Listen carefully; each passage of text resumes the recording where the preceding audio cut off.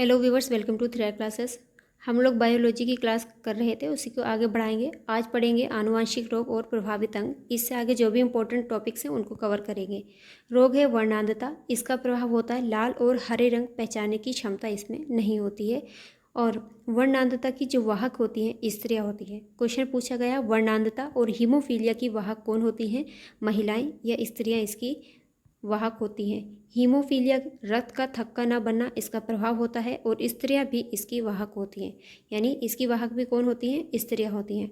Turner syndrome, इससे स्त्रियों में बांझपन हो जाता है। टर्नर सिंड्रोम से क्लाइनफेल्टर सिंड्रोम से पुरुषों में नपुंसकता होती है। डाउन सिंड्रोम इंपॉर्टेंट है, काफ़ी बार क्वेश्चन पूछा हुआ है। मंदबुद्धि, आंख टेढ़ी, जीभ मोटी, गैर अनुपातिक बेडौल शारीरिक इसमें ढांचा हो जाता है। इसको साइंस के साथ साथ साइकोलॉजी में भी पूछा जाता है, याद रखिएगा। आगे बढ़ेंगे। प्रमुख जीव और उनके गर्भाधान काल की अवधि, इससे क्वेश्चन पूछा गया था। 4 ऑप्शन में थे और उसके पूछा गया था सबसे लंबा का गर्भधान किसका होता है, तो ऑप्शन में हाथी था, याद रखिएगा। चलिए देखेंगे कौन कौन से जंतु हैं। मनुष्य है, इसका गर्भकाल लगभग 270 दिन का होता है। गाय का 280 दिन और भैंस की बात करेंगे तो 310 दिन और हाथी 620 दिन। देखिए आ गया, ये पूछा हुआ सवाल है, नोट कर लीजिएगा। बकरी की अगर बात करेंगे तो 150 दिन होता है। भेड़ भी 150 दिन। दोनों को एक साथ याद रखना है, भेड़ और बकरी का 150 150। हाथी का सबसे ज़्यादा होता है 620। कुत्ते का 60 होता है। इधर देख लीजिए, ये पिग का होता है 115, कुत्ते का होता है 61 दिन और खरगोश का होता है 31 दिन। घोड़े का 340 दिन होता है। चूहे का बहुत छोटा होता है 21 दिन का। शेर 110 दिन और नीली व्हेल 360 दिन का इसका होता है। चलेंगे आगे पादप जगत पढ़ते हैं। पुष्पोद्भिद पौधे जिनको फेनेरोगेम्स कहते हैं, फेनेरोगेम्स कहते हैं। आवृत बीज पौधे जिनको एंजियोस्पर्म और अनावृत बीजी पौधे जिनको जिम्नोस्पर्म कहते हैं। क्वेश्चन यहाँ से पूछा जाता है, आप लोग क्वेश्चन लगाते होंगे, पता होगा। इसका आवृत बीजी पौधे के 2 पार्ट होंगे, एक बीजपत्री, दूसरा होगा द्विबीजपत्री। अब बात करेंगे अपुष्पोद्भिद पौधे या क्रिप्टोगेम्स में। इसमें थैलोफाइटा, ब्रायोफाइटा और टेरिडोफाइटा होता है। थैलोफाइटा से अक्सर क्वेश्चन पूछा जाता है। इसमें जीवाणु, लाइकेन, कवक और शैवाल चारों ही इंपॉर्टेंट है। इनसे सवाल काफ़ी बार पूछे गए हैं। विभिन्न प्रकार के पादपों तथा उनके क्रियाकलापों के अध्ययन को वनस्पति विज्ञान कहते हैं। और वनस्पति विज्ञान के फादर किसको कहा जाता है? थियोफ्रेस्टस को। थियोफ्रेस्टस को वनस्पति विज्ञान का जनक या फादर कहा जाता है। आगे देखते हैं पौधों में तत्वों की कमी से उत्पन्न होने वाले रोग। इंपॉर्टेंट है, 1-2 क्वेश्चन इसमें हर बार पूछा जाता है। चुकंदर का हार्ट रॉट, इसमें मिलान करने के लिए क्वेश्चन पूछा जाता है। ऐसे पूछ लेगा हार्ट रॉट रोग ये है, रोग है किस में पाया जाता है, तो चुकंदर में। दूसरा पूछ लेगा चुकंदर का हार्ट रॉट जो रोग है किसकी कमी से होता है, तो याद रखिएगा बोरोन की कमी से ये होता है। सेब में आंतरिक काग बोरोन की कमी से होता है। नींबू में डायबैक रोग, नींबू और धान का बहुत बार पूछा गया सवाल है, इसको याद रखिएगा। नींबू में डायबैक रोग किसकी कमी से होता है? तांबा यानी कॉपर की कमी से होता है।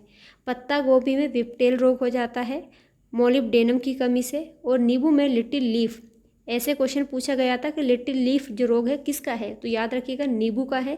किसकी कमी से होता है? जस्ता यानी जिंक की कमी से होता है। धान में खेरा, 2500 बार क्वेश्चन पूछा हुआ है कि खेरा रोग किस में होता है, किस फसल में होता है, तो याद रखना खेरा रोग धान में होता है। किसकी कमी से? जस्ते की कमी से होता है। फूल गोभी में ब्राउनिंग रोग, ये बोरोन की कमी से होता है। धान व लेग्यूमिनस पौधे में पुनः ग्रहण रोग, ये तांबे की कमी से होता है। वनस्पति विज्ञान से संबंधित कुछ इंपॉर्टेंट फैक्ट है, उनको देखिएगा। सबसे बड़ा आवृत बीजी पौधा है यूकेलिप्टिस।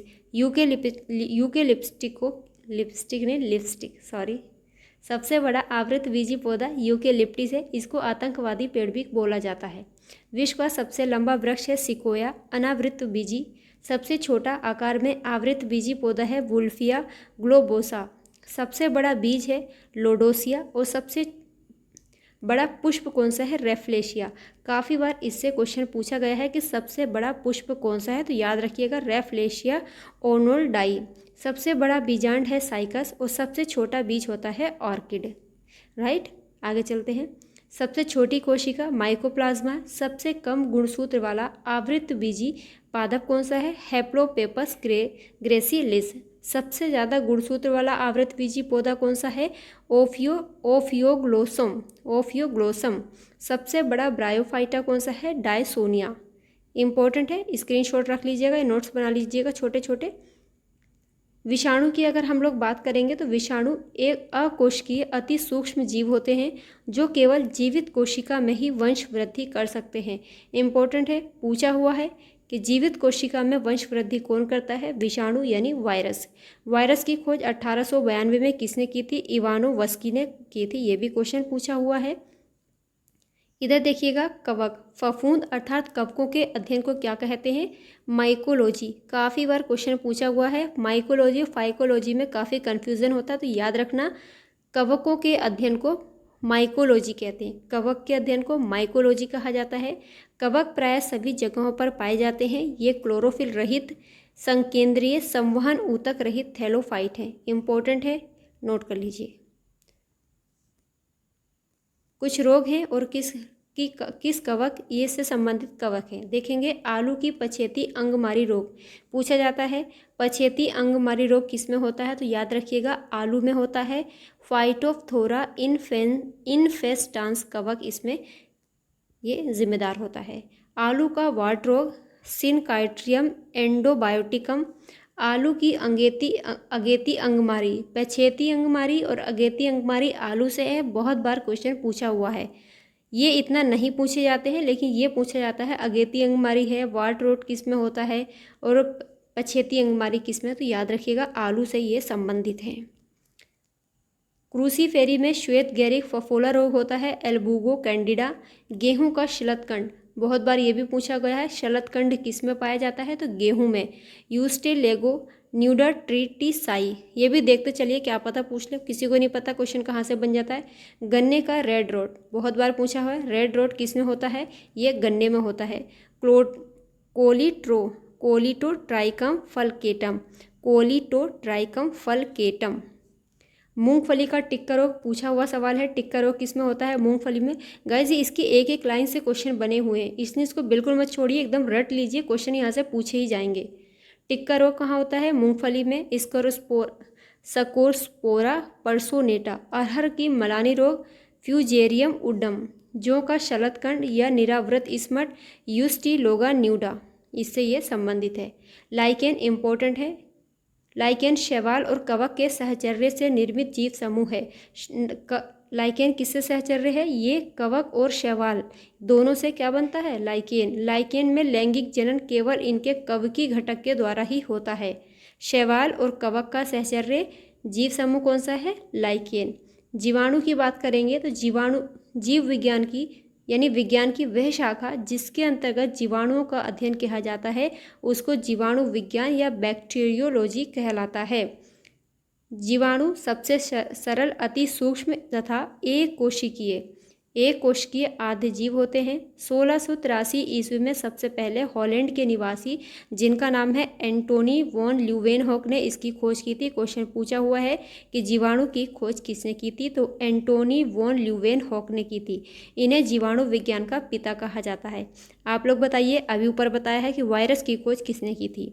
जीवाणु नाम 1829 में सबसे पहले एरनबर्ग ने दिया था और खोज किसने की थी? एंटोनी वॉन ल्यूवेनहॉक ने।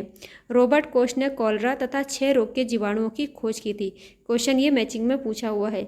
लुई पाश्चर, इन्होंने रेबीज के टीके, पाश्चुराइजेशन तथा किण्वन की खोज की थी। इम्पोर्टेंट है, पूछा हुआ सवाल है। जीवाणु और इसका रोग क्या है? सीडोमोनास सोलेनेसेरम। आलू का शैथिल रोग एग्रोबैक्टीरियम ट्यूमीफेसियंस, ये क्राउन गॉल रोग होता है। जेंथोमोनास कैम्पेस्ट्रिस, बंद गोभी का काला गलन रोग इससे संबंधित होता है। आगे बढ़ेंगे। अनावृतबीजी पौधे की अगर बात करेंगे तो वास्तव में टेरिडोफाइट्स तथा आवृतबीजी पौधों के बीच का समूह है। इस समूह में वे पौधे आते हैं जिनमें बीज तो बनते हैं परंतु वे नग्न रूप में पौधों पर लगे रहते हैं। इनमें अंडाशय का पूर्णतः अभाव पाया जाता है। संसार का सबसे ऊंचा पौधा है सिकोया समपर वाइरेंस, इसी समूह से संबंधित है। आवृतबीजी पौधा, इस समूह के पौधों में बीज फल के अंदर होते हैं। दोनों क्वेश्चन पूछे हुए हैं, देख लीजिए एक बार। आवृतबीजी पौधे में क्या होता है कि समूह के पौधों के में बीज जो होते हैं फल के अंदर ही होते हैं। इसमें प्रायः जड़ तना, पत्ती, फल, फूल बीज पूर्ण विकसित अवस्था में पाए जाते हैं।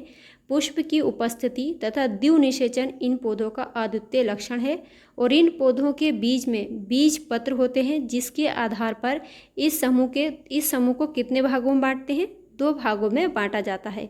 एक होता है एक बीजपत्री पौधे, दूसरा द्विबीजपत्री पौधे। एक बीजपत्री पुष्पोद्भिद पौधों का वह समूह होता है जिनके बीजों में एक ही बीज पत्र होता है और द्विबीजपत्री में क्या होगा? 2 बीज पत्र होंगे, सारे लोग जानते हैं। कुल है और इसके कुछ प्रमुख पौधे हैं, इनको देख लेंगे एक बार। ब्रेसिकेसी या क्रूसीफेरी, इसमें जो प्रमुख पौधे आएंगे सरसों, मूली और शलजम के पौधे इसके अंतर्गत आते हैं। मालवेसी पूछा हुआ सवाल है, भिंडी, गुड़हल, कपास और पटसन इससे संबंधित हैं।